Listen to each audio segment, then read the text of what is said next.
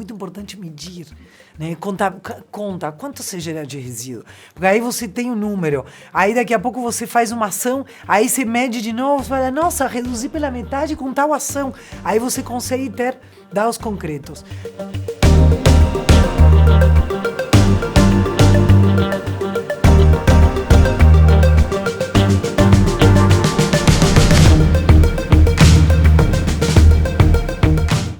Olá, seja bem-vindo, seja bem-vinda ao Segue a Linha, o podcast da Nuvem Shop que descomplica o universo das vendas online.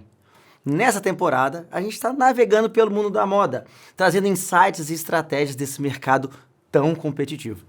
E esse podcast é um oferecimento da Nuvem Shop Next, que é a nossa solução voltada para marcas e empreendedores que estão em expansão e estão crescendo muito. E se você não me conhece, prazer, eu sou Letícia Vaz, eu sou estilista, sou fundadora da LV Store e também Head de Inovação em Moda da Nuvem Shop. E eu sou o Peçanha, autor best-seller, professor, palestrante e diretor de marketing da Nuvem Shop Next. Hoje, a nossa convidada é Agostina Comas. Ela é designer de moda, referência internacional em upcycling. A gente vai chegar nisso, o que é upcycling. Mas, antes de mais nada, Agostina, muito prazer ter você aqui. Muito prazer, que alegria estar aqui. Obrigado. Obrigado por ter vindo. Então, assim, para começar, cara, eu gostaria que você se apresentasse, contasse um pouco da sua história, como você chegou, né, onde você chegou hoje e como você resolveu focar na questão do upcycling, para a galera conhecer também o que é isso, né? Tá certo, legal. Obrigado pelo convite, um prazer estar aqui, adorei tudo. Gente jovem, muito gostoso, né? Gostoso. Demais. Então, eu sou uruguaia e moro no Brasil há 20 anos. Eu me formei como designer industrial, habilitação têxtil moda, lá no Uruguai. E desde criança, desde pequena, eu tive sempre uma paixão por lixo. Assim, era aquela criança que fica catando, ficava guardando embalagem de Pringle, coisa, sabe? Embalagem, adorava. Tinha um brinquedo assim que era tipo uma geladeira, ficava guardando, inventando coisas. Sempre tive um gosto pelas caçambas. E aí, quando eu comecei a estudar na faculdade, eu comecei a ter assim meio um desconforto de pensar, caraca, eu estou fazendo uma carreira para fazer mais produtos para um mundo que está cheio já. Né? E estou falando há mais de 20 anos, era início dos anos 2000, que ainda não tinha muito esse papo da sustentabilidade na moda. A gente tinha, assim, né, os eventos da ONU, né, o Eco 92, todos esses encontros que foram, o que na minha geração foram trazendo, né, o que é a sustentabilidade, mas ainda ele ficava completamente desconectado desse universo do design, da moda, pelo menos nos nossos países, né, na América Latina. E, enfim, aí eu fui fazendo a minha carreira, mas sempre com esse negócio de, ai meu Deus, o que eu tô fazendo? Eu, na época, fazia teatro também. Aí eu era atriz, fazia figurino, aí eu falava, não, eu vou pra cá, isso aqui não tá com nada, não é possível. Aí eu fui indo. Aí quando eu vim morar no Brasil, eu decidi, falei, não, preciso escolher uma carreira, não dá para ter duas. Pela língua, vou no design mesmo. E aí, enfim, nunca imaginei que essa inquietude que eu tinha, em algum momento, se transformaria realmente num centro de trabalho na minha carreira. Aí, a parte de processo criativo também foi algo que me levou muito a trabalhar com upcycling, que nesse gosto de gostar, né, do que já existe, no meu desfile de formatura, eu fiz uma coleção que eu pegava roupas que já existiam, então pegava, por exemplo, uma jaqueta, aí eu começava a brincar de usar a jaqueta como calça, como saia, enfim, brincava de várias formas, aí eu chegava numa jaqueta, que era jaqueta, calça, com a modelagem cortando a peça, né? Mas depois eu pegava a peça, fazia o molde, cortava o tecido e construía a nova peça. Então eu usava uma peça pronta como ferramenta de criação, não como matéria-prima, que é o que eu faço hoje. Né? Mas já tinha ali, então, essa coisa, hoje, né, você olha para trás e fala, entendi, tinha alguma força superior, estava me conduzindo. Mas então eu comecei muito sem saber o que era moda sustentável, moda circular, eram palavras que não se usavam, né? A gente não tinha esse vocabulário, esse estudo. Tanto que quando eu comecei a trabalhar com upcycling, de fato, que foi em 2008, que eu fiz a minha primeira marca, que chamava In Use, como era em uso, né? Que a gente pegava roupas de marcas e de fábricas que estavam paradas e aí transformava em novas roupas. Isso veio a partir de uma percepção que eu comecei a ter já como estilista trabalhando aqui no mercado, em São Paulo. Bem assim, a coisa de quem acabou de entrar no mercado que tem um olhar diferente, né? Que eu olhava e falava, gente, como sobra roupa, né? Tudo isso é estoque, então quer dizer que lança, sobra, liquida, e aí essas caixas, caraca, que louco. E aí junto com uma amiga do Uruguai, Ana Inês Pires, que foi minha sócia nessa primeira marca, que estava no mesmo processo, entrando no mercado, e a gente começou a trocar essa ideia, nossa, você viu que doido? Pois é, e se a gente pegasse essa roupa e fizesse roupas, fizesse uma ressurreição, a gente brincava dessa roupa, e aí começou essa brincadeira, e a partir eu já tinha esse exercício de usar roupa para criar, né? E aí acabamos fazendo essa primeira marca, que na época também eu nem conhecia a palavra upcycling, era 2008. Aí quando me entrevistavam para mostrar o que eu estava fazendo, eu falava que eu reciclagem industrial, qualquer coisa, não? Depois de ter estudado, porque eu não sabia, eu ficava no Google procurando, né, naquele Google mais antigo. Tipo, quem que tá fazendo? E tinha gente fazendo. Na Inglaterra tinha muita gente fazendo, havia anos. Eu fui descobrir em 2010 que tinha marcas, Junk Styling era uma marca que já fechou, que desde os anos 90 fazia. Tinha no East London uma loja super legal, aí eu conheci, foi tipo... E foi uma... Sabe esses marcos assim? Eu lembro como um marco. Quando eu conheci a loja da Junk Styling, conheci o trabalho deles, enfim. Comprei roupa, comprei um livro que eu tenho até hoje, que eu falei, caraca, isso aqui não é uma ideia de uma marca. Porque eu fiquei primeiro meio assim, nossa, mas isso é minha ideia. Eu que tenho a marca que faz isso, como assim, né? E aí foi, não, peraí, isso não é uma ideia de uma marca, é uma forma de fazer roupa. E aí eu olhei pra frente e pensei, nossa, eu quero poder levar isso para muitas marcas fazerem, né? Acho que todas as marcas tinham que ter uma linha feita com tudo que sobra da produção, porque aí elas vão ter o estilo próprio, porque são os próprios materiais, vão desenvolver, não é que tudo vai ser igual porque é upcycling. Não, tem várias formas de fazer esse upcycling, né? Que você também perguntou o que é o upcycling. Exato. Já fui entrando. Não é reciclar. Não é reciclar. Não é reciclar. Então, existem várias abordagens, né? Quando a gente olha as possíveis estratégias de manejo dos resíduos têxteis, né?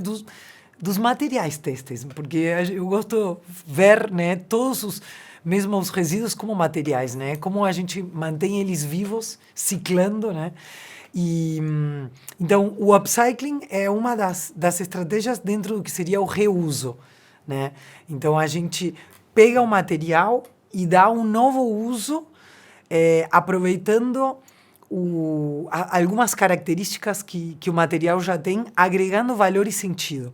Tá? É diferente da reciclagem, que na reciclagem a gente recoloca num ciclo e para isso, falando do têxtil especificamente, a gente precisa de alguma padronização do material, né? Que o mais comum é o desfibrado, né? Que é um processo mecânico, que é a reciclagem mecânica. Então o material, as aparas de tecido, elas são desfibradas, elas podem ser picotadas também, desfibradas, e aí depois são refiadas utilizando alguma outra fibra longa, muitas vezes PET, de garrafa PET, ou algodão virgem, ou enfim, outras, para poder voltar a fazer um fio, para poder voltar a fazer um tecido, para poder voltar a cortar uma roupa. No upcycling, a gente agrega valor ao próprio material e, em geral, usando principalmente as ferramentas de corte e confecção, né, que as empresas já têm. Então, como implementar no corte processos que possam sistematizar esse upcycling. Na costura, eu fui me focando mais nesse upcycling industrial, né, que depois de muitos anos trabalhando mais a nível artesanal, em ateliê, E você comentou que existem várias formas de upcycling, assim, e a gente tem várias marcas aqui que trabalham com moda. Algumas fabricam as próprias peças e teriam a possibilidade de fazer isso. Eu me vejo assim, porque eu acho que eu teria essa possibilidade também. Então, eu queria entender se uma marca está te escutando agora, super se interessou, porque eu acho que isso também é uma utilização mais inteligente dos recursos, né? Isso até financeiramente faz muito sentido para as marcas trabalharem. Quais seriam as principais formas e as primeiras formas? Quero montar, você falou, acho que toda marca devia ter uma coleção pelo menos. Quero fazer isso. Qual que seria o principal e o primeiro passo para a marca fazer? Ótimo. A primeira coisa é você entender que materiais você tem que, digamos, que sobram, que, né, que vazam nesse fluxo. Né? Então, tentar entender. Então, olhar para o seu estoque de matéria-prima, de tecido. O que eu tenho? Tenho rolhos parados. As pontas, né? As pontas que existem. As pontas são maravilhosas, dá para fazer muita coisa, né? Aí, a gente estava falando de encaixes, né? De moldes, de risco. As sobras entre os encaixes, né? Será que se eu trabalho, por exemplo, quem trabalha com software de encaixe, a gente tem um projeto que é o Oricle Elástico, que acho que em algum momento a gente vai abordar, que ele também, Oricle é o original, de onde nasceu essa ideia, que são tecidos feitos com orelhas. Isso aqui é feito com orelhas. Que lindo, eu não tinha percebido. Que daí a orelha corta antes, você põe na mesa. Ele não vai saber o que é uma orelha. Tudo bem. Se puder explicar. O rolho de tecido, ele tem uma borda essa borda ela é feita para ser bem firme, para dar estrutura para o tecido em todo o processo de logística, e enquanto ele é colocado na mesa né, não vai desmanchar, mas não torcer, né, para ele se manter com uma certa estrutura. Então, a orelha é uma parte do tecido, sobretudo no tecido plano, que nem esse, que ela é bem batidinha. Então, é um tecido desfiadinha, assim, mais apertadinho, entendi. e tem a franjinha, e tem cada orelha maravilhosa, gente. A orelha é uma coisa... E aí a gente desenvolveu esse projeto em 2016. Que legal. Usando orelhas e Oricle, que chama Oricle. E Oricle Elástico veio depois, se tiver espaço, a gente conversa um pouco de como nasceu. É um projeto super legal numa simbiose e numa colaboração com a Confecções de Cristina, que é uma das maiores confeccionistas de moda fitness do Brasil, de tecidos com elastano. E a gente inclui nessas sobras módulos que depois... eu estou usando também, ó. Eu estou de mostrário. Já tem que vir. Então, a gente inclui módulos nessas sobras e depois costura eles e faz novos rolos de tecido. Por exemplo, seria, né, uma outra forma. Mas tem também as roupas, né? As roupas de excedente de estoque. Sim. Né? Que sobram, que vão sobrando. Então, dá para criar modelos a partir, sei lá... e sobraram calças. Vamos transformar em shorts? Até indo de uma coisa mais simples. Sim. Tem essa calça e essa calça, que é a mesma modelagem em duas cores. Vamos fazer ela bicolor, juntando uma perna e outra perna? Ou vamos fazer um recorte horizontal? Eu estou já dando uma viajada. E tem também as roupas usadas que estão no consumidor, né? Por que não pensar num programa de logística reversa? Que coleta essas roupas, né? E que essas roupas podem ser revendidas como de segunda mão, talvez consertando alguns defeitinhos que possam ter, né? Ou fazendo um upcycling também mais radical, mexendo, ou também fazendo algum programa de reciclagem mesmo, né? Porque é isso, a circularidade, ela tem várias possíveis abordagens. O upcycling é uma delas, né? Mas a reciclagem, por exemplo, de roupa de pós-consumo. Tem uma empresa super legal que chama Cotton Move, que tem uma plataforma circular. E eles coletam roupas e, a partir dessas roupas coletadas, triam, desfibram e fazem novos tecidos. Então, a própria marca pode se tornar um parceiro dessa plataforma, né? E fazer uma logística reversa. Imagina a troca com a quantidade de pessoas que uma marca acessa, né? Que são os consumidores. É uma ferramenta de educação, né? De falar de meio ambiente, de impacto da moda e falar, traz a sua roupa que a gente tem parceria com a Cotton Move, eles vão desfibrar e a gente vai comprar o tecido deles feito com desfibrado para continuar fazendo. Então, Legal. enfim, não sei Sim, se sim, ajudei ou não, atrapalhei, mas acho que a muitas- primeira coisa é olhar o que tem, né? Que eu chamo de quantificar e qualificar. O que eu tenho e quanto. Por isso eu te perguntei antes, né? Quanto que você gera de resíduo de corte? Que quando a gente mede... primeiro que a gente já toma meio que o susto real do número, que eu adoro, né? Que nem Não, o número que você... eu descobri, são 40 toneladas de resíduo têxtil por dia, só em São Paulo. Isso me assustou demais. E deve ser mais, né? Nossa Senhora. Porque você pensa que uma roupa, né, quando ela é cortada, ela gera de 7 é o mínimo, assim. Menos que 7, tipo, 93% Pra de... mim é impossível. Eu de- faço é- toda a parte de modelagem Nossa. computadorizada e pra mim, assim, é impossível. Você pode tentar encaixar uma quantidade maior pra tentar ter um aproveitamento maior. Você pode tentar encaixar várias vezes, mas no mínimo, assim, 92% de aproveitamento, no máximo, né? 93%. que é um super aproveitamento. Sim. Então, pensa que de 7 a 30%, né? O 7 é o mínimo, 30%.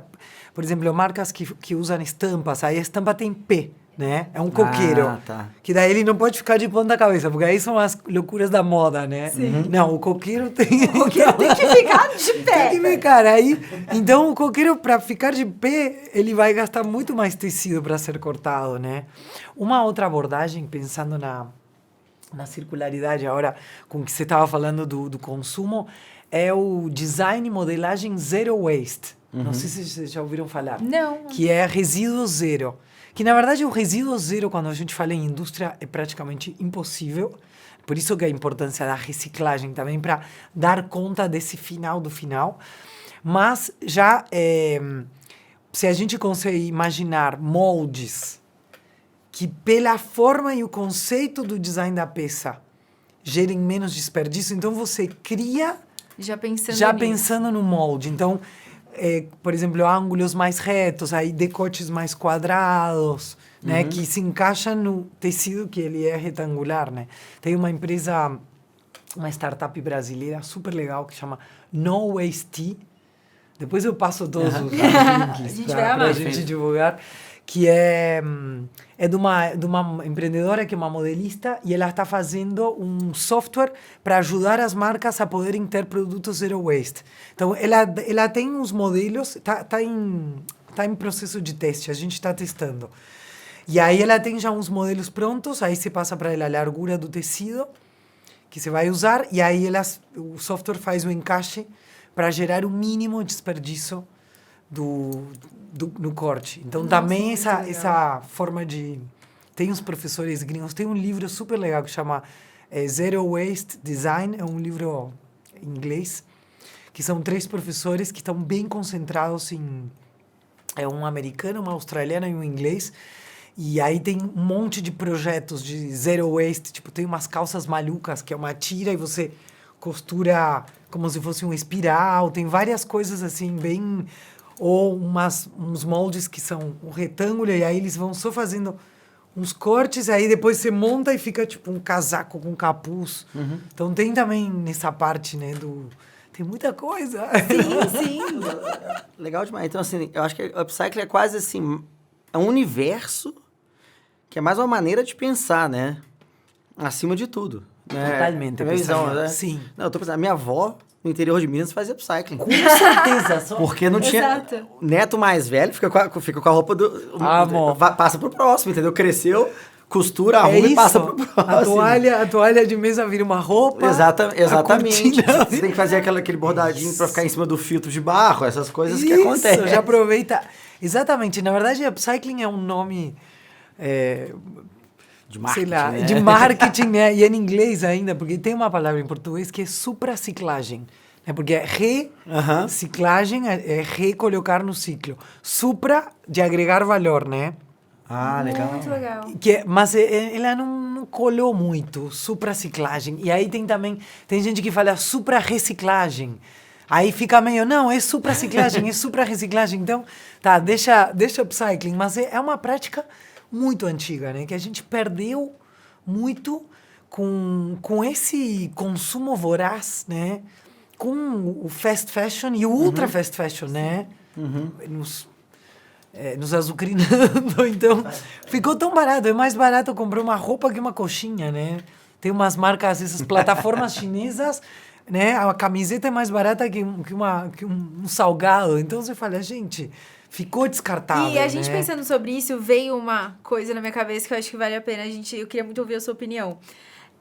O upcycling, para mim, também pode ser uma oportunidade de exclusividade. Porque eu acho que você pode montar peças únicas para o cliente. Uma peça que não vai existir, não vai ser igual da massa. Porque se eu pegar um pedaço de tecido desse, o outro desse, e montar algo totalmente diferente, pode ser só seu. Sim. E aí da outra pessoa pode ser só outra. Você acha que isso é uma forma das pequenas marcas também tentarem concorrer com o mercado chinês, né? Essas empresas chinesas que vão na massa e um menor valor, e a gente vai com mais exclusividade, com um valor agregado maior? Acho super, Ale, totalmente. E tem uma coisa que quando a gente sistematiza processos no upcycling, que é muito a minha obsessão, digamos, porque né, já é tão demorado de desenvolver um produto, você sabe, né? Aí faz a piloto, faz o molde, corta, aí ajusta, nananana.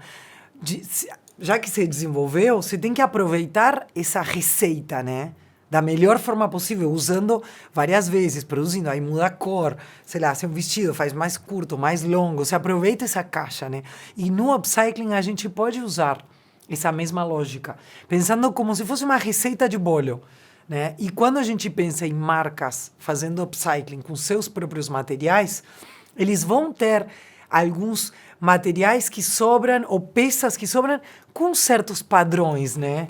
Então, é possível, por exemplo, fazer uma peça, né, desenvolver uma receita que é a cara da marca e que ela vira uma peça exclusiva, mas eu posso repetir essa receita e sempre vai ficar meio diferente, né? Porque eu vou usar, digamos que a mesma lógica, mas o material sempre mudou um pouco, né? Então, dá para trazer essa exclusividade sem precisar ser uma coisa mega cara, alta costura, feito 1 a 1. Dá para dar uma escaladinha, né?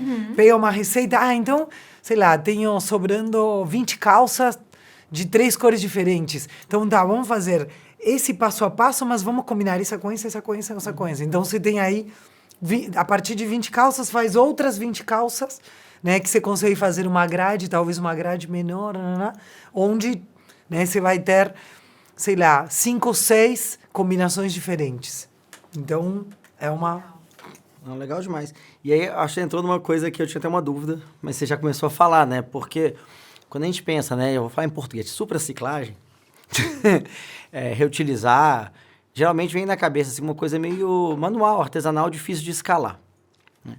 Então, entrando um pouco nessa área, já começou a falar que dá para fazer, achei super legal. Eu imagino que, assim, a gente ainda está longe, como indústria, né? Indústria da moda, de ter uma adoção em massa de upcycling, né? O que você vê que são assim, as principais objeções das marcas, né? E, claro, como você quebra essas objeções, né? Para quem está escutando a gente aí e nunca pensou em fazer upcycling, nunca trouxe isso, ou então tem dúvida, vai ser caro, vai ser difícil. Como é que você vê que as marcas podem fazer o melhor proveito e usar isso a favor delas? Sim, aí entra uma coisa que é realmente conceitual, né, do processo do upcycling, da circularidade, da sustentabilidade, que quando a gente pensa em escala, sempre são escalas enormes, né? Então, eu acho que é possível ter uma escala, só que essa escala, que é esse exagero, né, desse consumo desenfreado, não é possível, né? Porque a gente está falando de fazer com que sobra, com que é diferente. Então, implica também numa lógica diferente de querer fazer o negócio, né? Então, talvez de ter um nicho, né? Uma coleção, uma linha que vai ter... Não é que vai substituir. E aí, a gente também entra num ponto importante do upcycling, que você troca o investimento em matéria-prima pelo investimento em força de trabalho, né?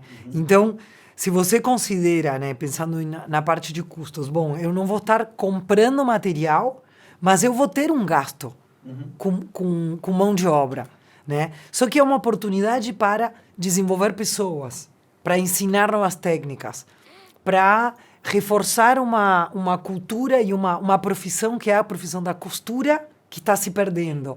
Então, começam a entrar outros valores, né? Que me parece que é importantíssimo que as marcas também se abram para isso, sobretudo as marcas grandes, que eu vejo que, assim, pela minha experiência assim, de projetos, existe muito um desejo de ter o sustentável, ter o upcycling, mas tudo dentro da mesma lógica do que é o principal, que é blá, blá, blá.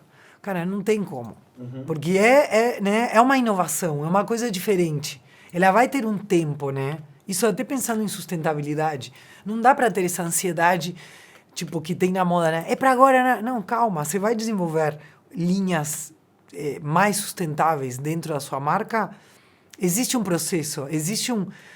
Né, você tem que olhar aí, mirar, ter umas metas a médio e longo prazo, né? Eu vou por aqui começando. Então, não sei se eu estou respondendo a sua pergunta, porque eu dei meio uma... Tudo não, Eu abri um pouco o espectro, né? Mas para chegar assim que é possível, mas não é na mesma lógica dessa, né, da escala, do alto volume. Sobretudo porque são técnicas e práticas que estão se desenvolvendo, né? E que ainda não existem os meios de produção. E que elas realmente vieram para tentar dar uma desacelerada. Também falar, gente, peraí. Né? Porque se então pega, pensando em mão de obra análoga à escravidão, e bota um monte de gente para fazer upcycling. Ah, que ótimo. Deu tiro pela culatra, não é, né? A ideia é poder desenvolver pessoas, né? É poder trazer esses valores, essa ética, né? Que a gente precisa trazer para a moda, né? De valorização das pessoas, da cadeia, de respeito pelo meio ambiente, poder trazer, é uma desculpa para trazer isso, né? Mas se não existe um mindset, por isso que você falou, né? Que o universo do upcycling, ele traz um mindset novo, né? Para as marcas que estão fazendo, é um despertar. Você fala, caraca, e é um despertar que traz muita inspiração, uma parte criativa meio que infinita, né? Mas como que eu viabilizo? Né? E aí, para viabilizar, não é uma coisa, eu vou fazer e já vai acontecer. Não é um projeto para fazer um. Faz aí uns 5, 6, né? Para você ter um aprendizado, entender como que eu vou comunicar esse produto, como que eu vou vender ele, né? Como que eu vou produzir, mas também como que vai ser na ponta. Enfim, então é um... O upcycling por si só, ele já começa com a narrativa e uma história a ser contada. Seria isso, assim, do tipo, olha, você traz isso para sua comunicação, né? Totalmente. Não dá para só sair fazendo e achando que, tipo, já vou fazer agora. Começa a fazer, mas já traz para a comunicação, já pensa que é um processo que vai ser um pouco mais longo, que as métricas que você vai ter que usar para analisar a venda vão ser diferentes das métricas que você usa para o seu produto convencional, porque você está fazendo uma inovação na produção e na forma que você olha para sua matéria-prima. Isso tem que chegar para o cliente. Você tem que trazer ele para jogar junto, né? Falar, galera, estou fazendo isso. Vamos, o que vocês acham? Né? Vocês estão gostando? É por aqui, não é por aqui? Então, porque é uma urgência, né? A gente precisa tratar isso de uma forma séria, né? O impacto da moda é uma coisa grave, né? E a gente tem as ferramentas, existem ainda talvez um pouco escondidas, né? Muito nichadas, mas existem, né? Então, assim, dedicar aí um tempo do dia que eu sei que é difícil. Eu já tive marca, né? O dia a dia do empreendedor de moda é uma loucura, né? E é isso, tem que fechar conta, tem que vender. Então, mas tentar direcionar um pouquinho desse olhar para ir olhando com carinho, para entender como encaminha, acho que vale a pena. E faz muito tempo que você trabalha com isso, então você tem uma carreira muito longa. E aí eu queria saber se existe algum case prático que você já ajudou a desenvolver, que você poderia compartilhar com a gente, para quem está assistindo pensar, nossa, tive várias ideias, mas qual seria um caminho viável na prática para eu fazer isso? Eu vou aprofundar no case de Auricle Elástico, que acho que é um case que tá dando certo, que está rolando, mas eu posso também mencionar algum outro. Então, esse projeto ele começou a partir de uma provocação da Cláudia, que é a proprietária da Confecções de Cristina, pedindo para, a partir de ela conhecer o trabalho que a gente fazia, ela falou, eu quero que vocês procurem uma forma de reduzir a geração de resíduo na hora do corte da minha produção. Tá? Aí a gente fez esse mergulho, né, para entender como que é. A gente foi olhar os riscos mesmo. Olhar os riscos e ver né, tudo que sobra do risco, essas contraformas, e entender o que poderia ser feito. E começou a bolar 1000 ideias, e a gente acabou pensando, não, vamos fazer um processo que possa ser feito internamente na fábrica, aproveitando toda a infraestrutura que a fábrica tem, de corte, de costura, de matéria-prima, de conhecimento das pessoas, né? Trazer para jogar junto, né? Quem trabalha na parte convencional, digamos. E aí, bom, a gente começou a desenvolver, e isso pensando mais, é uma fábrica, né? Mas acabou nascendo uma marca a partir desse, que é a Honey Fit, que é uma marca que usa só resíduos da fabricação da Confecções de Cristina, principalmente o tecido auricular elástico. E aí a gente está, enfim, trabalhando nessa marca, entendendo como se dá esse crescimento, né? Fazendo, enfim, a marca já tem 2 anos e pouco, quase 3 anos, então já tem, assim, validação de produto, tem bastante modelagem, enfim, tem bastante feedback também de cliente. Agora a gente está indo para um momento 2.0 de upcycling, revolução industrial upcycling, onde a gente vai implementar 100% na geração de todo o resíduo da fábrica, esse olhar de upcycling, né, sistematizando tudo com processo mesmo sistêmico, que hoje a gente acaba fazendo de uma forma mais artesanal ou mais manual, com planilha, né, não é tanto sistema. E aí é muito interessante ver como as pessoas que vão trabalhando e vão se envolvendo vão mudando, né, o olhar para esse produto, que no começo sempre, né, fica meio, mas é a sobra. E aí, entendendo como isso pode virar um material e pode virar um produto, todo mundo vai se apropriando e entendendo que isso é mais um trabalho a ser feito, né? É mais uma parte desse trabalho e, enfim, e vendo que isso é possível de rodar. Então, não sei se eu respondi essa pergunta. Sim, eu acho muito legal. Eu tô tendo várias ideias quando eu sair. Nossa Adoro. Senhora! Vai sair tanta coisa quando eu voltar pra ele ver. Amei. Tem também um projeto que a gente fez com a Renner, que eu tô até usando eu uso só peça piloto. Você sempre tá com a roupa que tá meio com uma falha. Eu falei, não vou ficar pegando de estoque. Pegou a piloto o teste, que a gente fez uma coleção, uma produção de 1000 calças jeans, junto com a YD, que é um fornecedor, com peças com defeito. Né? São essas peças que não passam nos controles de qualidade, então não são entregues, que são muitas também. Esse é uma sobra muito grande a de defeito. Eu, quando comecei com a Comas, que foi a minha segunda marca de upcycling, trabalhava com camisas masculinas que, por terem defeitos, não chegam no mercado. Eu ia nas fábricas e comprava camisas de linho maravilhosas, furinho aqui, furinho ali, manchinha ali, e aí isso é uma festa, né? Corta, mistura, faz vestido, faz calça, faz camisa, tudo fazendo tipo colagem, né? Sistematizando o processo. E aí, com essa técnica, a gente fez para a Renner uma coleção, foram uns 12 modelos de peças jeans, calças, saias, jaquetas. A gente conseguiu, através o Instituto Lojas Renner tem uma parceria com o Presídio Feminino de Santana, e aí a gente conseguiu fazer dentro dessa estrutura de costura todo o processo de corte e, enfim, foi uma experiência muito legal, assim, de que é possível a viabilização industrial do processo e que foi uma cápsula que lançou e depois não continuou. Então, aí também, trazendo um pouco, voltando também para a sua pergunta, que acho que de parte das marcas, né? A importância de ver que é um processo longo, que não tem como a gente...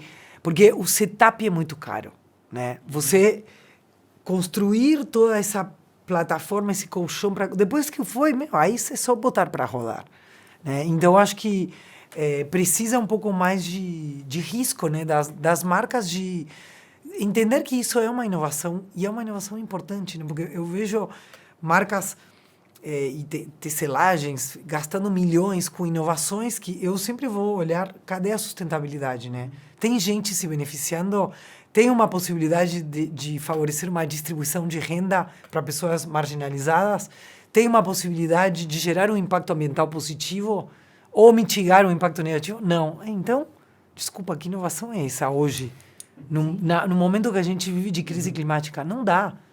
Né? Tudo bem com conforto térmico, mas... Então, assim, essa parte de... Ainda eu vejo que... E eu entendo, porque as marcas estão sendo bombardeadas por essas plataformas chinesas. É uma guerra, né, para sobreviver. Então, você vai no que vai dar certo.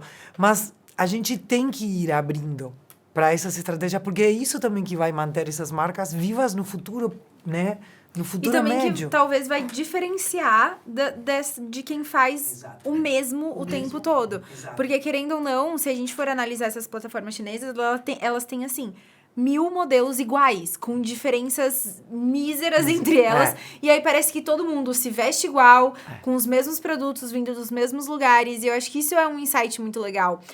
Hoje, se você pudesse passar para essas marcas, assim, 2 lições para... Olha, eu entendo que tá difícil o varejo, eu entendo que a gente tem que lidar com isso, mas se eu fizer isso e isso daqui, se eu fizer isso e isso daqui, você vai sair na frente. Quais seriam essas 2 lições, assim? Então, duas lições. Uma é uma coisa que eu até comentei por cima, que é essa questão dos indicadores que se usam para medir a performance, né? Porque não tem como você medir só por venda, né? Num tempo que você é acostumado a medir o seu produto convencional, né? Você está colocando um produto novo que é diferente, que vai ter talvez uma cara um pouco diferente, né? Então, essa questão de gerar outros indicadores e entender com esses indicadores o que você está querendo, né? Por exemplo, se você consegue desenvolver um grupo produtivo, né, onde você sabe que você está contribuindo socialmente para um grupo de pessoas. Pô, isso não é um indicador super importante que talvez na primeira coleção você não acertou no produto e a venda não foi tão bem. Mas como que você amarra, né? E aí a segunda lição está muito conectada, então, com essa, né, esse olhar que você lança, né, como você vai julgar esse projeto e considerando que precisa de um tempinho maior de amadurecimento, né? Considerar que você está num processo de inovação, inovação, se a gente fala em inovação, não é papum, inovei. Não é assim. Tem um tempo de amadurecer, das pessoas entenderem, senão você está simplesmente, sei lá, fazendo uma troca de matéria-prima, tá? Beleza, que pode ser também, né? Mas você não está inovando, né? Quando você fala em inovar, você está fazendo criando uma nova cadeia produtiva, talvez, pensando no produto, né? Numa nova forma de falar com o seu consumidor. Então, incluir esses stakeholders que vão se beneficiar com esse produto, né? Tanto os seus clientes como o resto, né, das pessoas que fazem parte da sua cadeia, para eles trazerem esses inputs e entender que é uma coisa que é mais demorada. Eu vejo que nesses projetos as equipes de desenvolvimento e de comunicação e de marketing têm um engajamento altíssimo. É impressionante, assim. Você vê que o olho brilha. Só que como existe uma cobrança muito grande por resultado e, às vezes, as altas lideranças, né, também estão com essa pressão e não compram tanto até o fim, né? Então é isso, acaba sendo tipo, uma cápsula, lancei. Tá, e daí? Puf, acabou, não? Você acaba esvaziando todo o movimento, né? Então, pega um pouquinho mais de dinheiro para poder fazer, considera isso como um investimento um pouquinho maior, né? Pensa nos 2 anos, porque isso com certeza vai trazer benefícios e talvez não vai ser imediatamente o retorno financeiro, né? Mas porque eu acho que o cliente também precisa se educar a olhar essa peça e falar: eu gosto disso, eu sei, eu entendo o impacto disso. Porque toda inovação depende também do timing do cliente, daquilo que vai comprar, olhar para isso e falar assim: ah, tá, eu entendi. Exato. Porque às vezes a gente olha e a gente Exato. não entende. Não está pronto para isso, né? Exato. E tem algumas coisas que é uma chave que vira, né? Quando a gente é cutucado com essa chave da sustentabilidade, do impacto, você começa a ficar chocado. Depois que você soube esse dado, com certeza você vai comprar uma roupa e fala: nossa, quanto será que gerou de resíduo essa calça que eu estou provando? E aí, também a gente vai meio todo mundo junto fazendo esse movimento, né? A gente vai trazendo informação para o cliente, aí o cliente abre o olho, aí ele vai cobrar a gente, né? Ah, mas então aí vão vir perguntas que a gente não vai saber responder. Sim. Então tem uma coisa também de humildade, né? Que aí a transparência é super importante. Tem uma ferramenta muito, muito interessante que é o índice de transparência do Fashion Revolution, que é né, onde eles não medem as práticas das empresas, mas sim a transparência dos dados. Então, no site das maiores varejistas do Brasil, eles veem o que é informado em relação às práticas. Não importa se tem prática ou não, é se ela é informada, né? Então, a partir de ver o que as marcas estão falando, a gente consegue ver como elas estão disponibilizando essa informação para o cliente, que talvez ainda não seja muito... eu tô arrasando. Não, ninguém tá arrasando. Porque é que nem se falou mais cedo, né? Só por existir a marca, ela já tá impactando. Né? Então, não, tudo bem, mas eu tô tentando. Eu tô tentando isso, e tô tendo esse resultado. Aí, daqui a pouco, no ano que vem, você consegue ver, olha, aquilo que falhou já avançou mais um pouco, né? Eu tive muito essa dificuldade como marca, porque eu tinha algumas principais atividades que eram movidas pela sustentabilidade e eu não divulgava, porque eu achava que aquilo era, assim, o mínimo que eu deveria fazer e que eu não achava que aquilo ia impactar de uma forma interessante, assim, quem me consumia. Porque eu falava, eu falar que eu sou carbono zero... Será? Pra mim é óbvio, porque é uma coisa ética, né? É normal, tipo, todo mundo deveria fazer todo isso. Mundo deveria. Só que eu abri uma discussão no Instagram da marca um dia e falei, gente, a gente tem algumas atividades que a gente faz aqui, como a parte de carbono zero, a parte de não ter plástico no nosso envio, a parte de reaproveitamento de resíduo, todas essas partes. E eu tenho muita vergonha de dividir isso, porque parece que eu estou falando que eu sou uma empresa. Exato. E aí... uma cliente virou pra mim e falou assim, Lê, isso é muito interessante, porque a gente de moda, a gente vive essa realidade. A gente sabe as ações que a gente pode fazer, as ações que a gente não pode fazer, o que dá certo e o que não dá.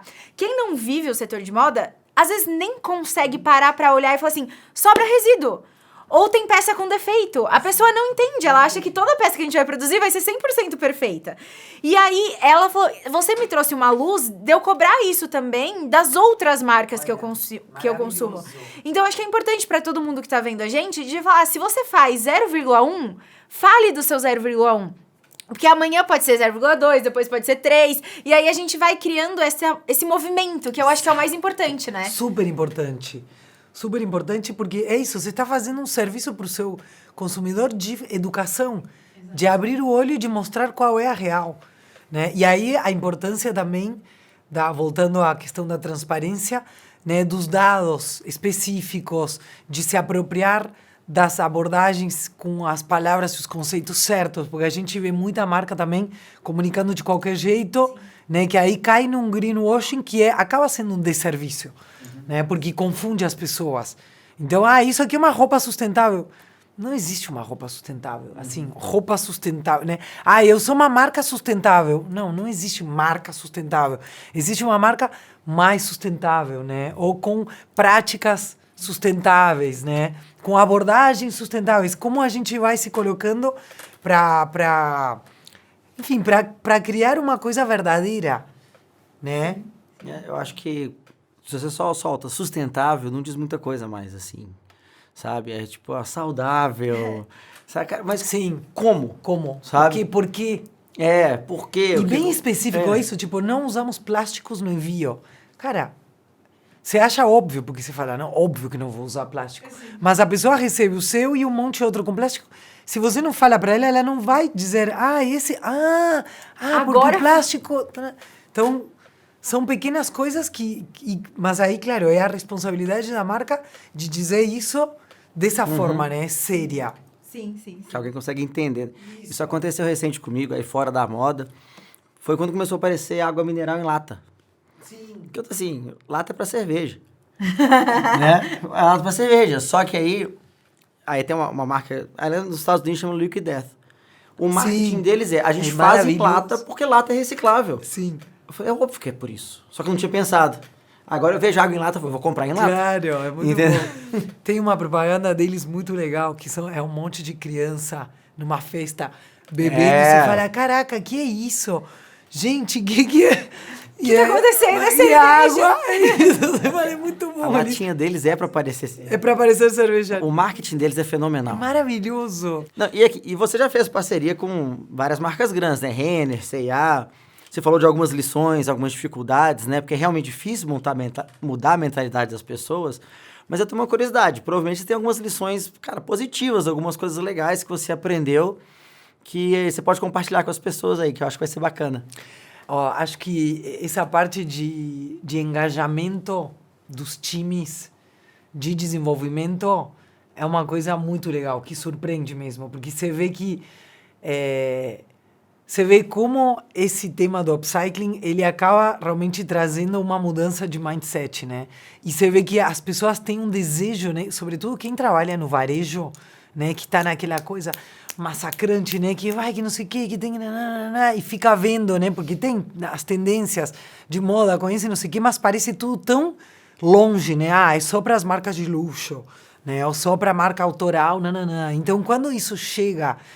E eles fazem uma força muito grande para isso acontecer. Então, você vê aí como existe nesses... Né, nos profissionais de design e de marketing, né? Que são quem estão tocando, assim, um brilho no olho muito grande, né? E você vê como depois eles acabam também se infectando com essa ideia, né? E fazendo algumas mudanças na própria, enfim, na própria vida. Eles realmente... É uma oportunidade de tocar pessoas, né? De mudar pessoas. E na parte de desenvolvimento de produto, é sempre muito criativo. Então, também, para quem é de produto ou quem é de marketing que comunica, né? É sempre assim, acaba sendo tipo uma experiência de processo criativo bem única, né? Porque tem que entender uma lógica, né? É uma lógica diferente. Então eu tenho esse aqui, esse eu junto com esse aqui. E aí eu acho muito legal quando a gente está lidando com times de marcas grandes que são acostumados a fazer produto e a comprar de uma forma, de repente todo mundo falando nessa mesma língua que é do upcycling, que aí pega esse pedaço aqui, pega ali, dando ideias, trazendo possibilidades. Então, eu acho que, assim, você vê que é uma ferramenta de geração de ideias e de promover processos criativos que é muito, muito poderosa. O impacto interno é muito positivo, né? Cara, que o RH sempre fala, é propósito, as pessoas trabalham melhor se tem alguma coisa que dá propósito para elas, né? Totalmente. É bem isso. Não, legal demais. E você falou um pouquinho sobre a parte de divulgação dessas iniciativas sustentáveis ou upcycling, enfim. Funciona muito bem dentro, né, da empresa, porque todo mundo tem a mesma visão do que está acontecendo.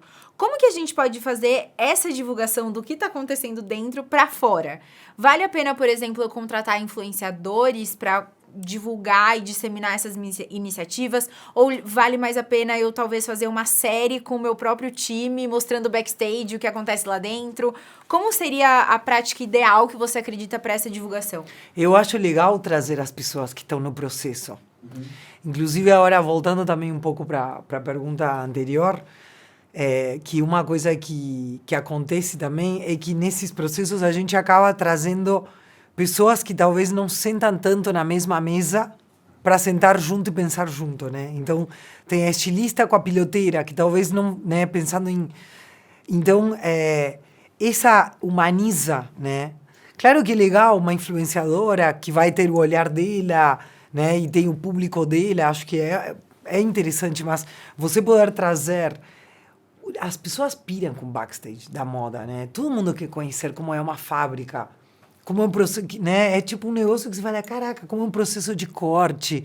A pessoa que costura falando, né? Do que significa, do que significou na vida dela fazer esse processo.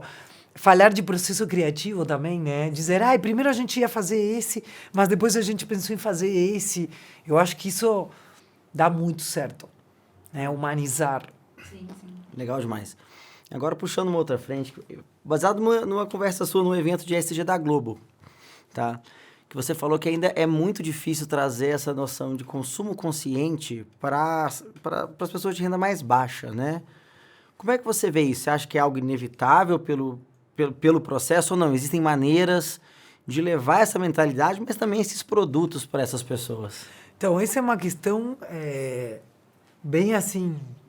estrutural da nossa sociedade capitalista em países subdesenvolvidos, né? Onde existe uma falta de distribuição de renda, né? Então, a gente tem pessoas fazendo roupas que não conseguem comprar, né? Então, falar de consumo consciente, quando existem milhões de necessidades básicas que precisam ser resolvidas é meio contraditório, né? Uhum. Então, acho que o consumo consciente a gente tem que puxar e cobrar de quem tem dinheiro, né? De quem tem a possibilidade de fazer... né? Da escolha do consumo consciente. Né? Aí que a gente tem que... E aí, mais uma vez, a importância da educação, porque tem muitas dessas pessoas que têm o poder de fazer a escolha, mas não fazem ideia, porque estão em outro mundo, não estão olhando para isso. Né? Então, a marca tem aí uma oportunidade de chegar nessa pessoa, porque esses produtos, né, mais sustentáveis, circulares, enfim, eles vão ficar acessíveis quando eles tiverem uma escala maior. Né? Enquanto eles ficarem, né, o que vem antes, o ovo ou a galinha? Enquanto não tem investimento, né, para eles poderem ter uma produção maior e recorrente, eles acabam ficando muito de nicho. É um trabalho super difícil de fazer acontecer, mas enquanto isso, tem aí a plataforma vendendo, a chinesa vendendo, não só para as classes C e D, que não tem esse poder de consumo, mas também para a classe A, B, que estão comprando exageradamente coisas que não precisam, né? Um consumo completamente inconsciente, baseado só na imagem, na ansiedade, eu preciso ter, eu quero ter. Então, é uma coisa bem complexa, né? E aí também entra o papel fundamental da mídia, da grande mídia, até por isso eu estava na Globo e eu aproveitei para falar isso, né? Deles levarem, eles são também o maior canal de educação, né? Eles levarem esse tipo de prática para a grande massa, não só pensando a grande massa como consumidor C e D, né? A grande massa pensando no A e no B, que não está nem aí porque não está nesse nicho, não está com essa consciência ainda.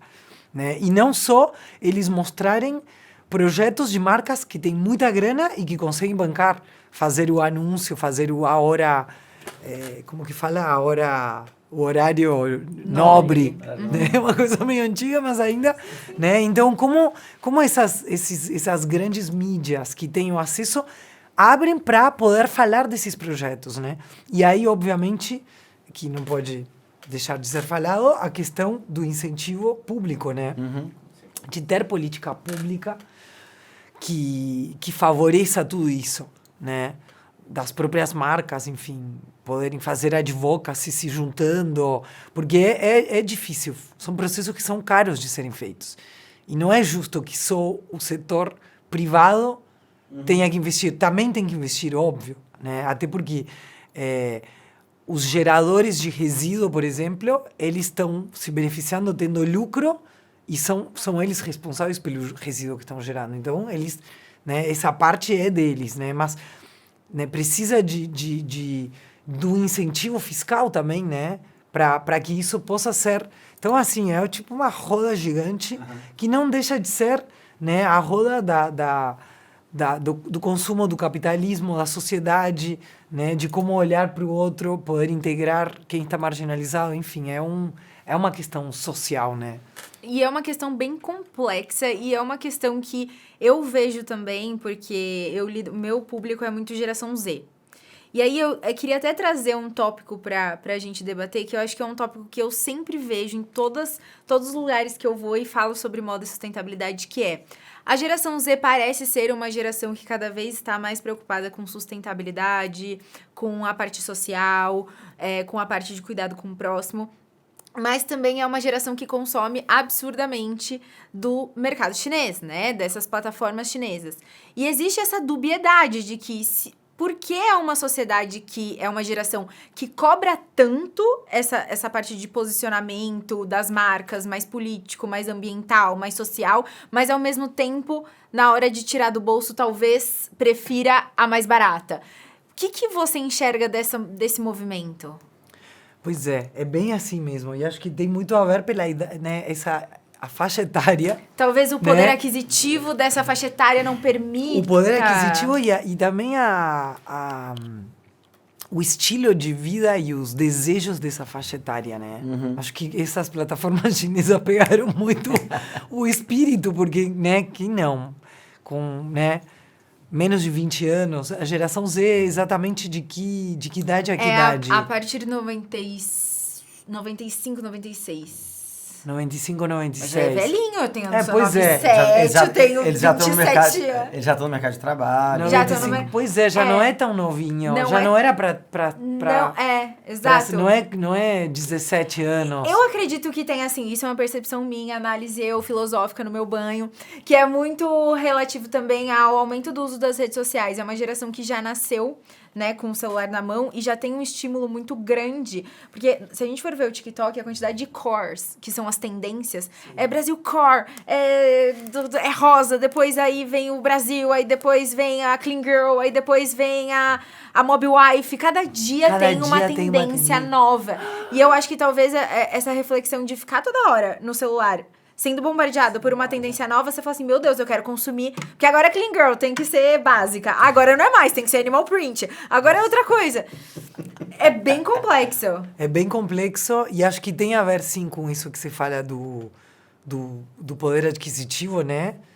E talvez de ainda essas opções mais sustentáveis não serem pro bolso, mas tem a ver também com uma questão de geração, né? De como... Enfim, isso acho que é uma coisa mais de sociologia, né? É difícil. Porque também a gente vê como... Agora eu vou dar uma boa viajada. Vamos lá, bom demais. Mas como essas...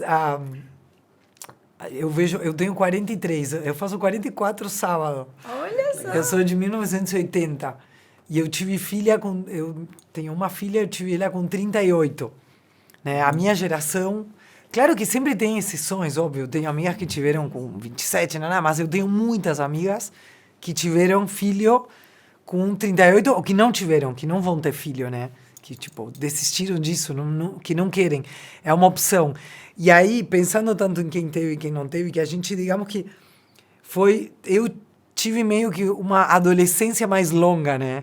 E eu acho que tá rolando isso, né? Aí se a gente pensa, por exemplo, esse negócio, toda hora é uma coisa não, que é uma coisa tipo dos 15, 16, 17, né?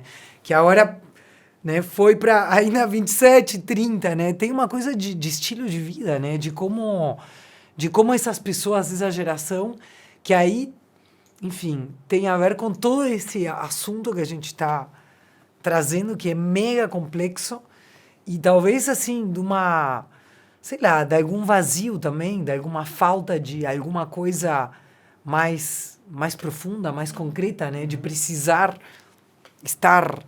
Que a moda sempre representa algo, né? As escolhas das peças e tudo mais. Muito bom. E de ter... É duro de dizer, por isso não quero estar julgando. Mas, assim, é uma meio patológico, né? Porque a gente sabe que é uma... Claro, também as gerações estão mudando. Talvez eu tô com uma cabeça muito clássica do Freud falando do adolescente. Né? Não, Porque a mas adolescência tem essa característica. Eu tenho essa mesma né? Que percepção. você tá ali, os hormônios, é uma coisa física. Então, aí não sabe o que quer e precisa pertencer e a tribo. E aí um dia é punk, no outro dia é hippie, no outro dia é patricinha. Aí faz isso, faz aquilo, tá, beleza, é um momento. Aí supostamente depois, mas talvez assim como na minha geração, enfim, uma coisa mais de uma vida mais hedonista, de você querer ficar... Hedonista no bom sentido, né? Ah, eu quero estar sozinho, não... Todo esse trampo de ter família, eu vou, sei lá, tem outras escolhas, talvez essa adolescência tardia, esses hábitos, Sim, porque é um negócio que... Mas a gente vai... É uma coisa grave, né? Assim, grave no sentido que a gente precisa ver como vai... conseguir ajudar, o que vai acontecer, né? nos próximos anos. E como nós, marcas, podemos nos posicionar para isso, né?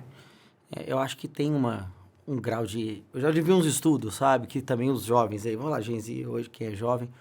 Cara, eles têm um certo pessimismo e insegurança com o futuro. Sim. Sabe? E isso faz com que eles falem... Cara, eu vou ter família nesse cenário, sabe? Sim.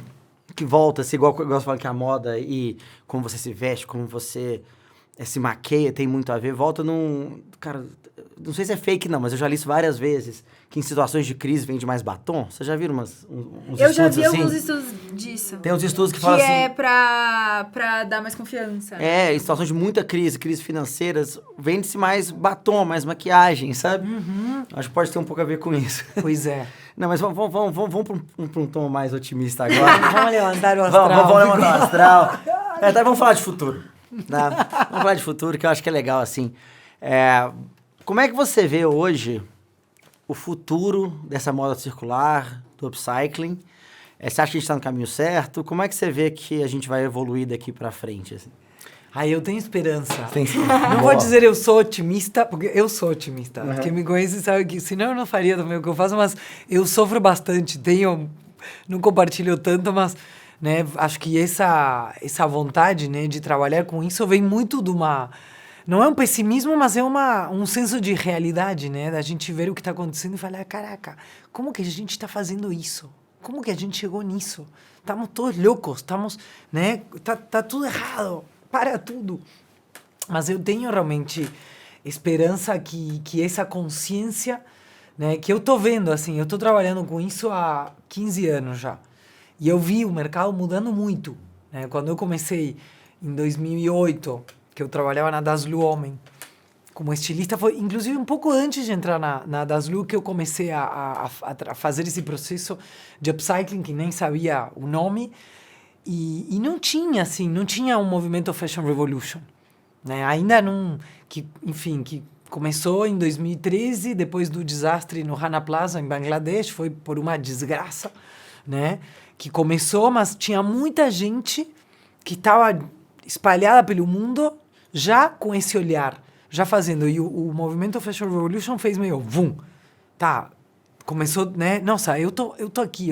Aí juntou. Para mim aqui foi muito simbólico, assim, como consolidou um movimento de moda sustentável. Depois o Brasil Eco Fashion Week também, onde a gente começou, eu comecei a encontrar pares, né? Pessoas que estavam... Aí eu vi a Gabi Mazepa, por exemplo, que tem a Re-Roupa, que fazia upcycling desde a mesma época que eu não conhecia. Comecei a conhecer um monte de coisas e marcas, projetos, e falei, ai, gente, tem um mundo. Só que estava cada um na sua, meio que sofrendo sozinho. Então, assim, a gente vê um mercado. Tanto eu saí da Daslu em 2013 e eu estava super ligada já num movimento na Europa. Então eu olhava e eu lá trabalhando na Daslu, que tudo bem, era uma baita escolha de produto, né? E eu fazendo na paralela no segundo turno o upcycling, mas eu falava, como que eu vou viver disso? Porque eu olhava aquele absurdo, né? Enfim, desse mercado de luxo, enfim, nos dias de lançamento, comprando as bolsas de 100 mil, enfim, e várias, assim, uma coisa assim que você fala, gente, não dá, né? Então... ainda é uma coisa muito de nicho, mas hoje a gente vê esse assunto em vários lugares, né, que antigamente você não via, né? Eu vou falar em palcos e com pessoas que não estavam nem aí. Então, pensando na indústria, né? É um assunto que está, mesmo que poucos estão praticando, né? Até pelas questões que a gente está falando aqui, né? Tá, beleza, eu quero, mas como? Né? Ainda parece tudo muito obscuro, muito difícil, né? Mas já tem um monte, assim como eu, tem muitas pessoas fazendo consultoria para implementar upcycling e circularidade em marcas de moda, tem um monte de... Enfim. Então, assim, eu tenho esperança que essa conscientização que eu vejo nesses 15 anos que está acontecendo, que ela continue, né, tocando mais pessoas, chegando em mais gente. Eu espero que acelere um pouco, porque está meio devagar, porque também isso, na hora que você fala, beleza, né, depois do Fashion Revolution, de tudo que aconteceu, aparecem essas plataformas chinesas que você fala, gente, que isso? Quantos passos para trás a gente deu? Então, por isso eu digo que eu sou otimista, mas também eu tenho esse senso de realidade. Otimista realista. Otimista realista, que você fala, não é para dizer, então assim, o que eu quero, como que eu quero olhar? Sim, eu imagino e eu trabalho para isso, para pensar, né, uma indústria onde não existe resíduo, né, onde não existe mais uso de petróleo como matéria-prima, né? De todo o petróleo que a moda já pegou, ele fica ciclando, né? Fica circular. Então, todo o material que já existe é usado, né? Todas as roupas de pós-consumo não vão mais pro Atacama, nem pros 1000 lixõezinhos que a gente já tem no Brasil, nas periferias, né? Aqui mesmo, de São Paulo, um monte, né? Pros aterros, né? Em que a logística reversa fica uma coisa normal, comum, né? Em que consertar a sua roupa, né? Cuidar da sua roupa em casa, levar no sapateiro, né? Em que o ofício do sapateiro, da costureira, é uma coisa normal, que nem a sua avó no interior, né? Em que a gente retoma valores que são, gente, básicos, né? E que talvez essa geração Z nem teve, talvez a avó deles já não estava mais fazendo. Sim. Né? Porque, enfim... E tem aí um livro que eu vou indicar, depois eu vou indicar outro que vocês vão indicar. Que eu gosto, mas eu preciso falar desse livro porque ele tem uma introdução que é exatamente essa pergunta que você fez e é tipo, você vai lendo e é isso, é a moda como é no futuro circular, todo como as coisas seriam. E você fala, gente, é isso, que é da Claire Press, que eu vou também indicar ela como um perfil de moda sustentável, que ela é uma jornalista inglesa que mora em Sydney. Ela tem um podcast que chama The Wardrobe Crisis, a crise do armário. E aí ela tem o último livro dela, que é Where Next, que é incrível. Então, e a introdução especificamente, é difícil de encontrar no Brasil, talvez algum PDF.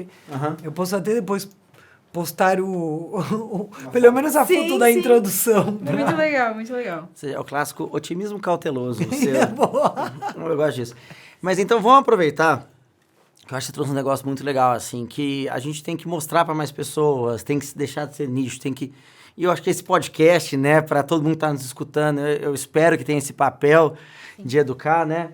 E eu vou puxar aqui, então, para um quadro que a gente faz com todo mundo que a gente entrevista, que chama Segue a Linha. Tá? E a ideia é simples, é você trazer uma ideia básica, prática, que a gente vai seguir uma linha a partir daí, para quem está nos ouvindo, já conseguir colocar alguma coisa ali, ó, já conseguir se movimentar, já trazer alguma mudança, tá? E nesse caso é isso. Aqui a gente fala com lojistas de moda que já estão crescendo, né? Quais são suas 3 dicas principais para quem nunca olhou para a produção sustentável começar a ter uma produção sustentável?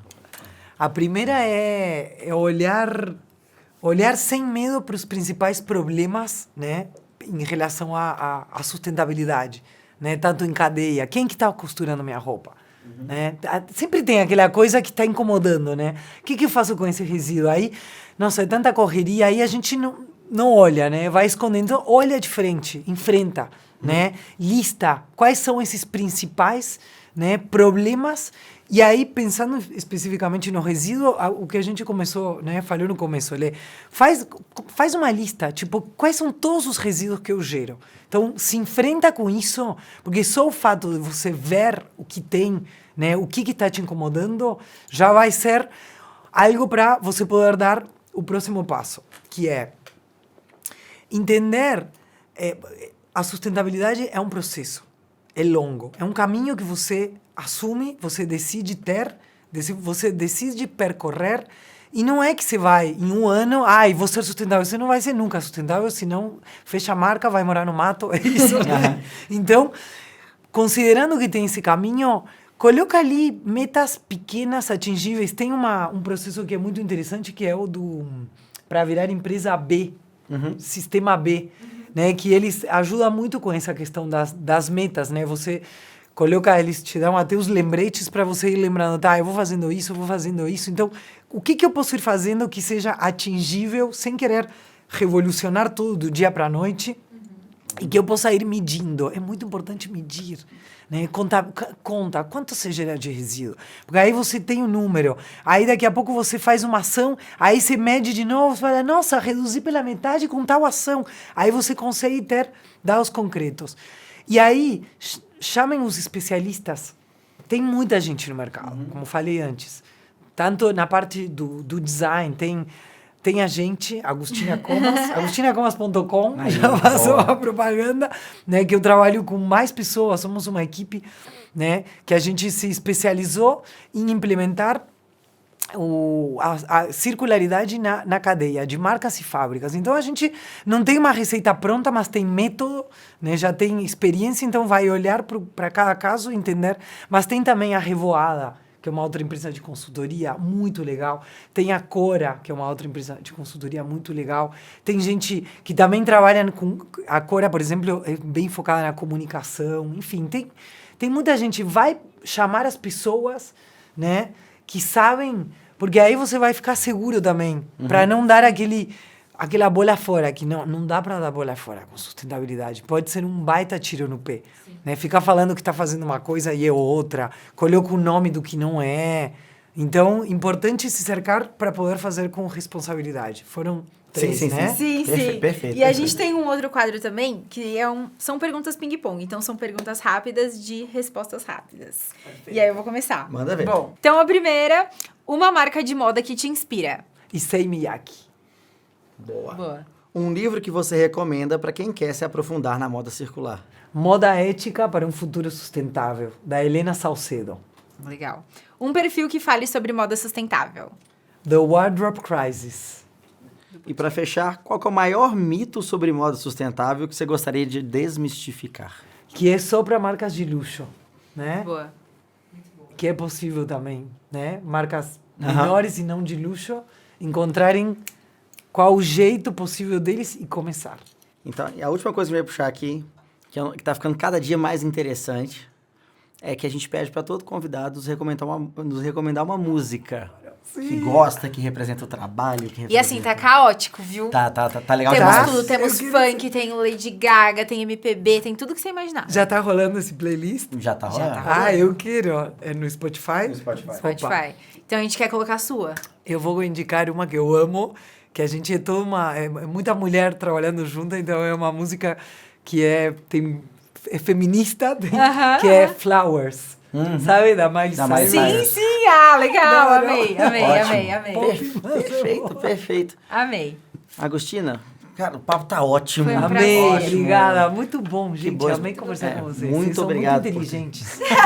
Sério. Pelo amor de Que Deus. isso, ó. Adorei. Ótimo. Obrigada. Obrigado por tudo. Beleza. E, gente, para quem tá nos assistindo aí, lembre-se, você quer sempre receber conteúdos dessa qualidade, assina aí a gente no YouTube, assina a gente onde você costuma escutar o seu podcast e também siga no Vem Shop nas redes sociais para acompanhar pedaços desse podcast e outras e, claro, outros conteúdos muito legais que a gente posta o tempo todo. Até a próxima e muito obrigado. Obrigada, gente. Obrigada.